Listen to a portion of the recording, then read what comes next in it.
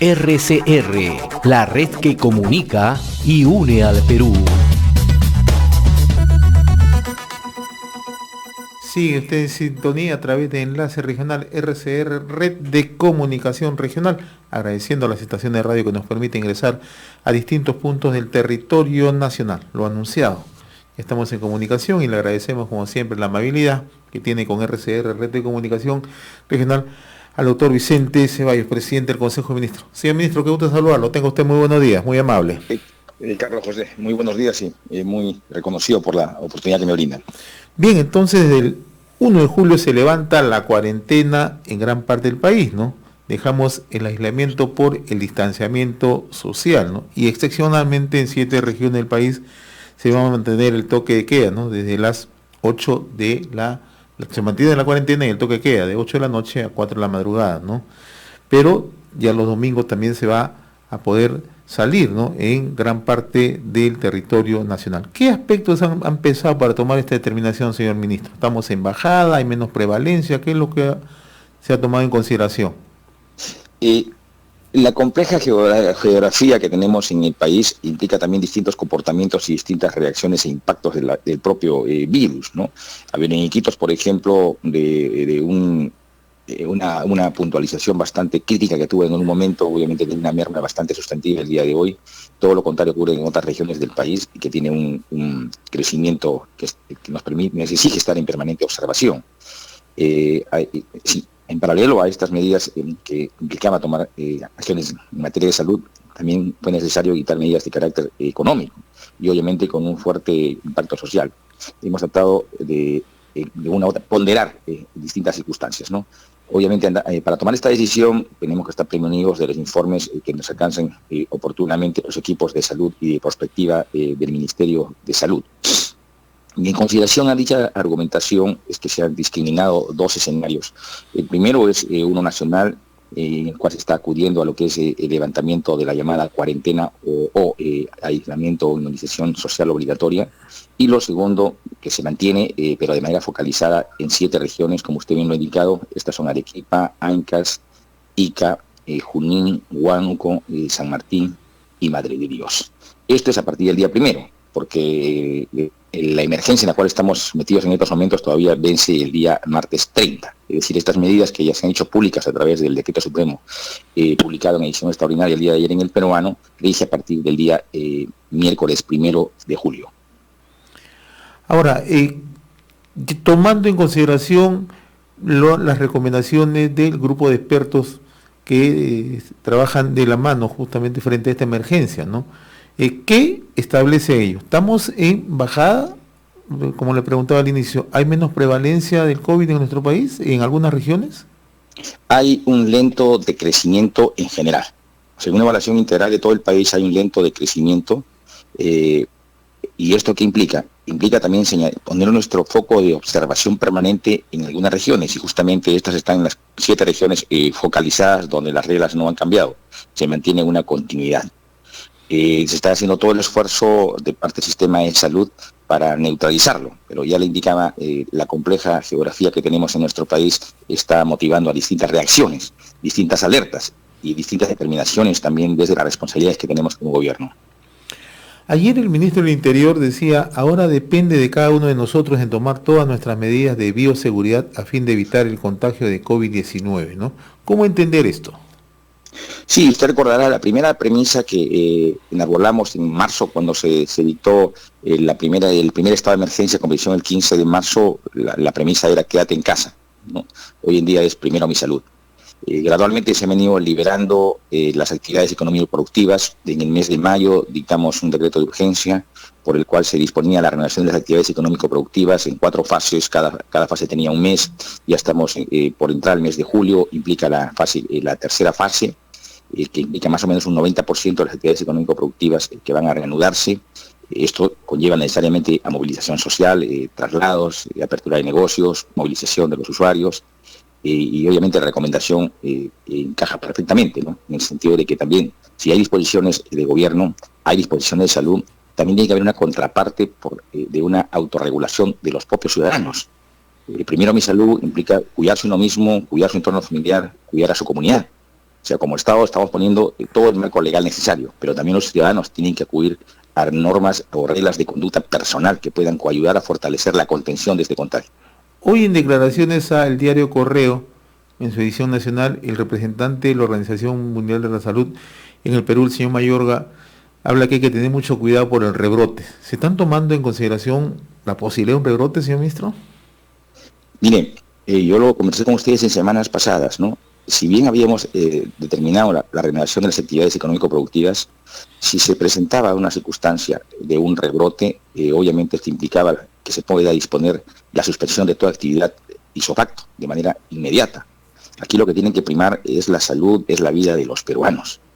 Y estamos de una u otra manera ponderando lo que es la salud y lo que es la economía, pero sí, hay que priorizar, obviamente la salud está sobre todo. A efecto de ello, estamos en permanente seguimiento de cómo viene evolucionando esta enfermedad. Hay equipos médicos científicos que están haciendo un seguimiento permanente, no solamente Lima, sino una evaluación integral de todo el país. En algunos países, por ejemplo, Portugal, ¿no? Cuando obviamente estaba exportando el ejemplo de su sistema de salud, de cómo había dictado sus lineamientos de política de salud para la contención, de un tiempo a esta parte se encuentra con un rebrote. O sea, no es ajeno a una realidad en el Perú también que esto pudiera acontecer. Y por eso el concepto es que estamos usando un concepto médico, ¿no? Estamos en permanente observación de cómo evoluciona esta pandemia. Ministro, ¿y eso en un escenario hipotético de un rebrote implicaría nuevamente volver a las medidas restrictivas de la cual en este momento se está saliendo? No, efectivamente, pero como reitero una vez más, para que no se confunda mi comentario, en una situación crítica, que haya un rebote con dimensiones mayores, como gobierno tomaremos la determinación más pertinente, y si esas circunstancias exigen, obviamente, volver a los lineamientos del aislamiento social obligatorio, tendrá que hacerse. Ahora, otro de los temas que conviene abordar en medio de estas decisiones que está adoptando el gobierno es que a partir de mañana, ministro, en Lima, y seguramente lo van a hacer también en otro punto del país, el Ministerio de Salud va a realizar un estudio de prevalencia poblacional, ¿no? Casa por casa, ¿no? ¿Qué tan confiable va a ser esta data y cómo va a ayudar justamente a la toma de decisiones hacia adelante? Sí, ya se han hecho en otros países, es una especie de muestreo a nivel nacional para ver el impacto o la afectación proporcional que hay en todo el país. Y es importante, este es un insumo técnico de trabajo para tomar las decisiones más pertinentes. Ahora, este levantamiento, como usted bien ha indicado, se está haciendo en una dimensión país, es decir, vamos a tener una información cuantitativa del impacto que está teniendo a nivel nacional, y esto va a ser determinante, ¿no? Primero, para las evaluaciones médico-científicas bajo la responsabilidad del Ministerio de Salud, y lo segundo, para tomar determinaciones políticas que sean necesarias.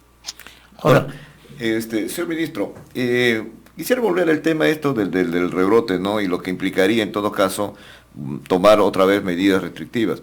Eso tendría que evaluarse también la posibilidad entonces de desandar un poco las fases de reactivación productiva que se han dado, y esa es una de las preocupaciones que nos señalan en nuestras redes sociales. Mire, cuando dispusimos la renovación de las actividades económico-productivas, establecimos a su vez todo un procedimiento, y cada actividad económico-productiva está sometida a un protocolo macro que lo ha dado el Ministerio de Salud. Asimismo, hay protocolos sectoriales, y cada empresa que quiera reanudar sus actividades económico-productivas tiene que registrarse en el sistema integral COVID del MINSA.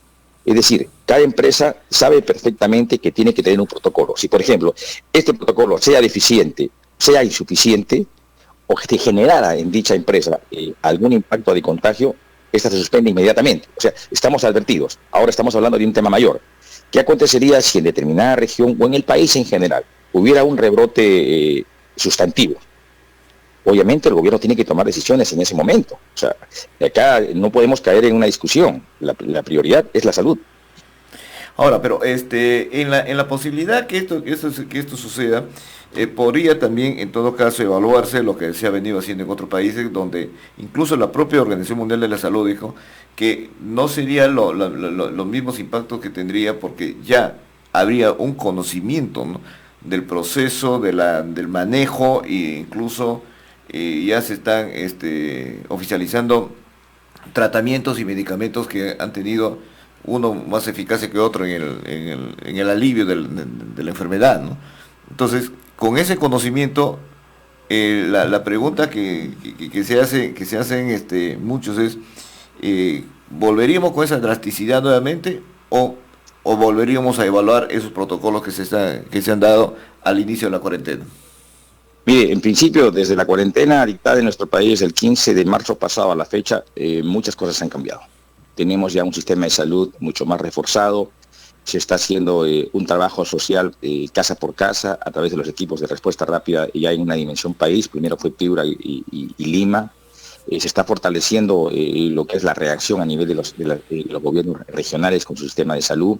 Es decir, hay acciones distintas, ¿no? Se están repartiendo kit con medicinas. Ahora, ese escenario ha variado radicalmente. Sin embargo, mi respuesta era a la circunstancia de un rebote de un impacto mayor. Ahora, se evaluará en el momento, ¿no? Mire, la respuesta que estamos dando hoy día mismo, ¿no?, con la publicación de lo que significa a partir del 1 de julio lo que es la emergencia. O sea, estamos diferenciando dos espacios, ¿no? Un aislamiento social nacional y un aislamiento social focalizado. En el caso del focalizado hemos hablado de 7 regiones, porque estamos entendiendo que hay allí algunos impactos que requieren un tratamiento especial y no descuidarlo. Y por eso las consideraciones de respecto a la inmovilización se mantienen allí. O sea, ya el país debe percibir que hay un tratamiento diferenciado. Ahora, en la pregunta es si esto se generalizara, si hubiera, por ejemplo, un rebote masivo. O sea, bueno, son consideraciones que hay que evaluar desde su momento. Ahora, usted mencionó obviamente Piura, ¿no? Y justamente en estas 7 regiones donde se va a seguir con la cuarentena focalizada, no está en ninguna región del norte, ¿no? De Lima hacia el norte no vemos ninguna, y esas son las regiones que, sobre todo Piura, La Libertad, Lambayeque, han sido regiones que han sido muy, muy afectadas por la pandemia. Entonces, esto tiene que ver con las evaluaciones sanitarias que se han hecho, o también incide el hecho mismo que tienen que iniciarse las obras de reconstrucción próximamente en función al convenio que se ha firmado de Estado a Estado con el Reino Unido y con Irlanda del Norte. Mire, esto último, no, nos desmarcamos de eso. O sea, no es porque el hecho de haberse celebrado un convenio gobierno a gobierno determinante para poder no considerar en esta atención focalizada las regiones del norte del país. No tiene nada que ver. Más aún, estamos hablando de un proceso contractual que recién se inicia. O sea, todavía el Reino Unido tiene que sacar a proceso. Y esto tendrá una media de 2 años aproximadamente en su fase de ejecución. Son cosas totalmente diferentes. Respecto al norte está ANCAS. O sea, pasando Lima nos encontramos con ANCAS. Sí. Y ANCAS tiene restricciones, ¿no? También está Ica, cercanamente a Lima. Ahora, Piura, Tumbes, el mismo Loreto, ¿no? O sea, tiene un decrecimiento importante, lo que no significa estar distraído de ellos. Estamos en permanente seguimiento de su evolución, pero ya son regiones como otras del país que requieren cierta liberalización en lo que respecta a estas medidas de inmovilización, porque ya hay un comportamiento de esta pandemia con una tendencia a la baja. Se requiere un tratamiento especial. Estamos dialogando con el doctor Vicente Ceballos, presidente del Consejo de Ministros. Somos RCR, Red de Comunicación Regional para todo el país. Ministro, ¿por qué seguir manteniendo el estado de emergencia hasta el 31 de julio? Perdón, no me entendí muy bien, por favor. ¿Por qué seguir manteniendo el estado de emergencia hasta el próximo 31 de julio? No, bueno, en principio estamos con la norma marco es la emergencia sanitaria. Y ahora estamos sometidos a un estado de emergencia que implica restricción de libertades. Necesitamos de un marco legal general, y a efecto de ello en el país están restringidas 4 libertades. Se ha dado cierta flexibilidad, obviamente atendiendo a la reacción propia del tema sanitario, ¿no? No hemos salido todavía de la pandemia. O sea, alguien puede decir en el país que nos hemos liberado, que ya la pandemia no existe en el país. Ya lo dije al momento, esta es una enfermedad impredecible, no sabe cómo vaya a comportarse dentro de una hora o qué impacto, reacciones tendrá mañana en el país, ¿no? Esto implica estar en alerta permanente. Hay cierta flexibilidad, lo que no significa en absoluto un relajo, de ninguna manera. Esto nos motiva necesariamente a estar en una permanente alerta. Ahora, ¿y las actividades por fiestas patrias en medio de este estado de emergencia se van a restringir? No, definitivamente, la propia norma es bastante limitante, ¿no? Se están suspendiendo los desfiles, fiestas patronales, actividades civiles, religiosas, igualmente las reuniones o eventos sociales, políticos y culturales, ¿no? Definitivamente. Este tipo de actividades congregan a un número importante de ciudadanos y justamente estas conglomeraciones, si no están sujetas a reglas de orden, de distanciamiento, definitivamente tienen un alto foco de contagio, y a efecto de ello esta norma se mantiene, la suspensión de este tipo de actividades. Ahora, ¿esto significa que el 28 de julio el presidente no acude al Congreso, como es lo tradicional y como manda la Constitución? Sí, se va a ver el procedimiento, ¿no? ¿Ya? O sea, recientemente el presidente participó en la ceremonia del 7 de junio, ¿Ya? fue con un aforo mínimo, guardando todas las condiciones de salud necesarias. En el caso presente podría darse la circunstancia, estoy pensando en voz alta, ¿no? Porque todavía esto no se ha trabajado, ¿Ya? pero obviamente ya en la parte protocolaria se viene coordinando. La circunstancia de una presentación con todas las garantías mínimas del caso, ¿no? Aconteció con la presentación del gabinete en el Congreso, ¿no? O sea, podría ser un antecedente que pueda ayudar. Ahora, ministro, permítame tocar otro tema, el tema del anuncio del bono eléctrico, ¿no? Por un monto de 160 soles. ¿Qué característica va a tener este subsidio, ¿no? ¿Va a cubrir todos los sectores sociales? ¿Quién va a manejar el bono directamente? ¿Si va transferido directamente a las empresas eléctricas? ¿Cuál va a ser la característica? Mire, yo le agradezco por la pregunta porque este bono de electricidad tiene un impacto muy importante en los usuarios que residen en departamentos que tienen los menores ingresos económicos. O sea, tiene un impacto importante en Huancavelica, en Apurímac, en Pasco, en Puno, en Amazonas y Ayacucho. Y está determinado técnicamente lo que se llaman en términos económicos los segmentos E y D. Aquellos que tengan un consumo que no supera los 125 kilowatts. Ahora, obviamente, usted mira, pero mira, la gente se ha quedado en casa y estando en casa lo que se hace es mirar televisión, ¿no? O el uso de las redes, y eso genera de una u otra manera un elevado consumo. Sí, pero en previsión a ello no se está tomando como marco lo que es marzo, abril, mayo. Se está tomando los antecedentes, que son enero y febrero. Y este bono tiene un techo máximo por familia de 160 soles, hasta el mes de diciembre. O sea, si echamos cuentas por mes más o menos sería 16 soles. Esta información la tiene que levantar cada empresa eléctrica, pero a su vez debe ser verificada por Ocinermin. Y después que Ocinermin pueda acudir a la verificación, a la fiscalización, es que se dispone esta transferencia que van directamente a las empresas. Ahora, no va al recibo de cada uno de los usuarios, sino a las empresas. Obviamente, o sea, ¿quién de una u otra manera maneja el consumo? O sea, la empresa, ¿no? ¿Ya? El ciudadano X tiene su consumo mensual de tal monto. Directamente la empresa le hace ese descuento en el recibo que ha de girar. Ya. Ahora, ¿esto cobertura a todos los estratos sociales, a todos los sectores sociales, o también a determinados sectores, C, D y E? ¿Cómo se...? No, está focalizado en segmentos económicos E y D. E y D. E y D, exactamente, ¿no? Y el techo máximo es de acuerdo al consumo. Estamos hablando de 125 kilowatt mes. Ya. O sea, si supera eso, ese techo definitivamente no estaría comprendido dentro de las consideraciones de este bono de electricidad. Y usted nos explicaba que Ocinermin se va a encargar justamente de ver el manejo de información y la filtración, porque ese es un tema muy importante, ¿no? Es quizás la fase más delicada, ¿no? O sea, cada empresa presenta su data a Ocinermin. Ocinermin es quien hace la verificación y finalmente aprueba el padrón. Y a su vez también aprueba el programa de transferencias. ¿No? ¿A quién se hacen las transferencias? Esta se hace directamente a cada empresa eléctrica. Ahora, aquí también puede surgir una pregunta, ¿no? Pero las casas de playa, que también hemos pensado en una contingencia, ¿no? Las casas de playa, por ejemplo, como están cerradas y son gente de recursos importantes económicamente hablando, y también serían pasibles de ellos, es que también se está dimensionando, para ellos también conjuga lo que es el consumo en enero y febrero. Estas casas de playa tienen movimiento y tienen consumo en esos meses. O sea, también ese parámetro como antecedente también nos vale para este caso.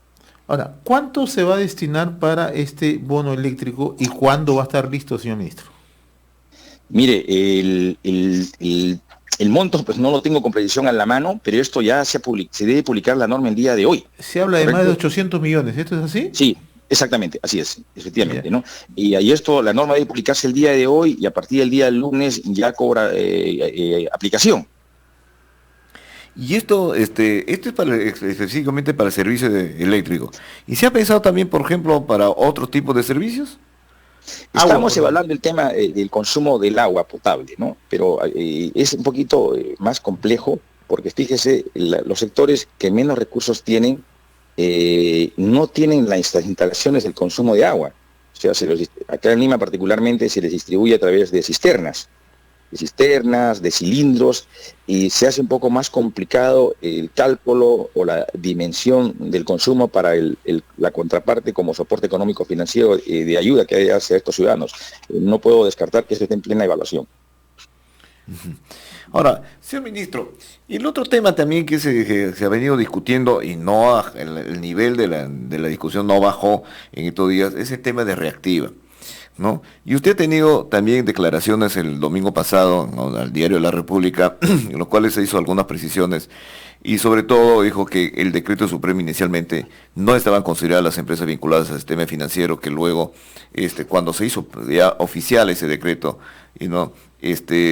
aparecieron estas empresas y bueno, y se ejecutaron estos créditos y estos préstamos, que ha generado tanto crítica y cuestionamiento, y es más, hasta se habló que en realidad se habría discriminado al sector de las pequeñas empresas, de las microempresas, que no han tenido ese mismo tratamiento, mejor dicho, que han tenido las empresas grandes, porque en términos criollos, en términos así populares, se habla de eso, ¿no?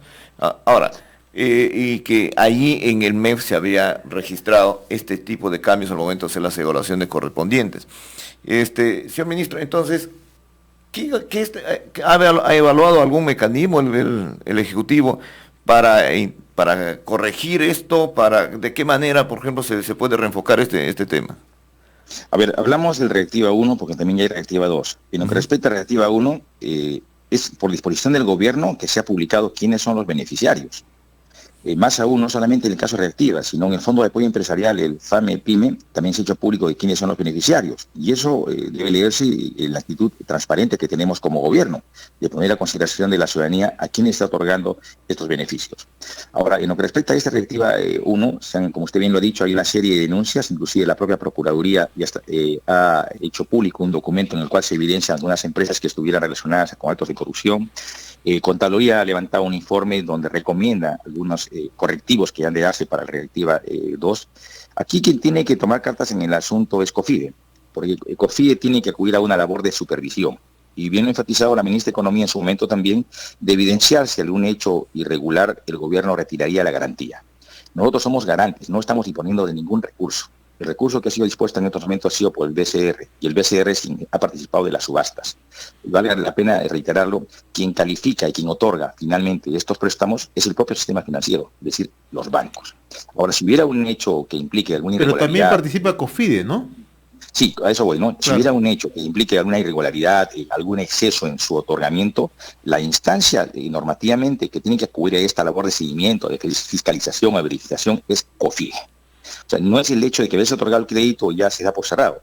No, o sea, esta garantía puede revocarse en cualquier momento si se ha transgredido la norma. Pero aquí hay una pregunta importante también, ¿no? Lo ideal es que estos recursos vayan también para las pymes.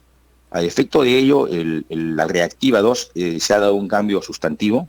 Primero, los montos tenían un techo para las pymes de 30.000 soles, incrementado a 90.000. Se ha ampliado la participación también de otras entidades para el sistema financiero.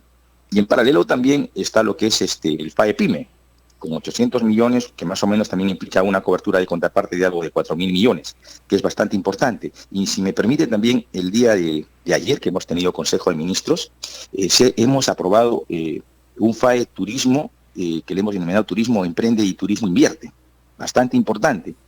Más o menos va a tener una base de 500 millones de soles para todas las micro y pequeñas empresas puedan acogerse. Estos créditos más o menos pueden oscilar hasta los 750.000 soles, con una garantía del 98% y un periodo de gracia de 18 meses. Es decir, estamos viendo los distintos componentes en esta dinámica económica en la cual como gobierno estamos acudiendo a darle un soporte, atendiendo a que todos han tenido algún nivel de afectación. Ahora, ministro, quiero retomar un poco lo que usted señalaba hace unos instantes. La verificación de parte de COFIDE, ¿no? Si se pudo haber presentado alguna irregularidad o algún hecho que no cumple la normatividad y que puede haber una revocatoria. ¿Eso qué significa? ¿Que esas empresas tendrán que devolver el dinero? No, nosotros como gobierno no acudiríamos a la garantía. O sea, ¿no? ¿cómo actúa el gobierno como garante, ¿no? O sea, se da el crédito, supongamos que la empresa X no paga, ¿a quién se le ejecuta? Al garante, en este caso al gobierno. Insisto, si finalmente se pudiera identificar que un préstamo ha sido otorgado en condiciones irregulares o no cumpliendo los requisitos enmarcados en la norma preestablecida, nosotros como gobierno no acudiríamos a esa garantía. Pero esta labor obviamente tiene que asumirla debidamente lo que es COFIDE. Pero ¿cómo se aplicaría? O sea, el crédito ya está otorgado, nosotros retiramos la garantía, es decir, y a retirar la garantía quedaríamos como un préstamo entre el particular y el banco. O sea, el banco tendría que preocuparse por recuperar ese crédito. Exactamente. Lo que hace usualmente un banco, ¿no? O sea, da créditos. Ya, igual, te haría un crédito en particular entre el banco y el particular, y ya no actuaría un enganche. Y eso implicaría un tipo de negociación en particular a las tasas que se pongan de acuerdo como un crédito común y corriente. Así es, así opera este formato de modelo, Uh-huh. Ahora, señor ministro, a raíz también de la otra decisión trascendental que ha habido esta semana del gobierno respecto a este tema de las clínicas, ¿no? Pero el tema ha sido entendido en un contexto mayor y motivó, por ejemplo, un comunicado bastante fuerte de la CONFIEP, ¿no? En el sentido de que se habló incluso de que esto ya conllevaría en la práctica a un mecanismo de expropiación, ¿no? Y bueno, aquí ya se han hecho todos los análisis políticos lo que conllevaría eso, y que se ha calificado también como una mala señal para el tema de las inversiones en momentos en que se necesita ser muy proactivos para poder reactivar la economía. ¿Cómo han evaluado ustedes este tema? Mire, ayer mismo he compartido un pronunciamiento dado por la Sociedad Nacional de Industrias, mostrando su disconformidad con este pronunciamiento y que no ha sido consultado. Incluso también... Bueno, y ASBAN también, ¿no? Exactamente, y ASPAC también. O sea, pareciera ser que en COFIDE hay un comportamiento unilateral y que no se consulta para emitir. O sea, no se puede hablar en todo caso de un pronunciamiento corporativo, de todos los que integran COFIDE. Por un lado eso. Pero en segundo lugar, no pasemos como una cuestión de segundo orden el impacto que ha tenido este anuncio del presidente. O sea, esto fue en la conferencia de prensa habitual de los miércoles a las 2 de la tarde aproximadamente, usted lo recordará. Sin embargo, en horas de la noche de ese mismo día, ya teníamos un preacuerdo entre las clínicas y el Ministerio de Salud. O sea, es una reacción. Y yo le cuento algo más. Nosotros tenemos un delicado contencioso con el tema del oxígeno. Y en el Perú hay dos empresas. Una... Oximan, si no me recuerdo, y la otra iProduce, ¿no? Sí. A pesar de las invitaciones que hizo Senares del Ministerio de Salud para abastecer una sobredemanda de oxígeno, no se presentaron. Sin embargo, horas más tarde, también de ese mismo día, una de estas empresas envía una carta al Ministerio de Salud dando cuenta de que tiene 47 toneladas por día adicionales. O sea, mire cuán importante ha sido este anuncio o este pronunciamiento del señor presidente. Ahora, el propio artículo 82 de la Ley General de Salud deja abierta la posibilidad que en una situación de emergencia de salud, el Estado pueda acudir a una intervención temporal de este tipo de atenciones de salud. No está vedado con el marco legal preexistente en nuestro país. Obviamente hay todo tipo de contrastes, hay todo tipo de reacciones inmediatas, como las hemos compartido, ¿no? Por supuesto que sí, y una de ellas ha sido, por ejemplo, el hecho de que el propio Congreso de la República se pronunció sobre ese tema, ¿no? Y hizo hincapié en que en realidad había un proyecto, una autógrafa de ley que ha sido observada por el Ejecutivo, justamente cuando le proporcionaba esos mecanismos de intervención en las clínicas privadas, en el sector privado de salud, para que se pueda asumir el control temporal de lo que se necesitara para enfrentar en este caso específico la pandemia. Sí, nos sorprendió el pronunciamiento que en horas de la tarde dio el presidente del Congreso. Justamente lo leí, sin embargo debo anotar lo siguiente, ¿no? Cuando el Ejecutivo observa esa ley, no lo observa por esta medida. Esta propuesta de ley o esta autógrafa tenía distintos contenidos y obviamente nosotros somos muy cautos y precisos en defender la autonomía funcional que tiene cada poder del Estado.